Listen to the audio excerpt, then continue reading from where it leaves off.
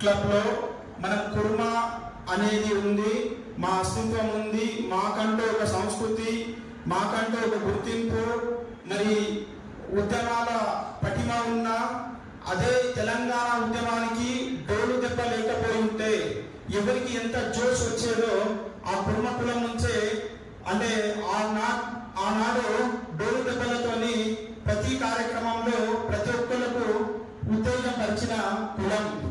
అదే కాకుండా మనది అంటే మేధావులు చెప్పేది, అట్లాగే మనము మన తండ్రుల నుంచి తాతల నుంచి మనం తెలుసుకుంటుంటున్నాం.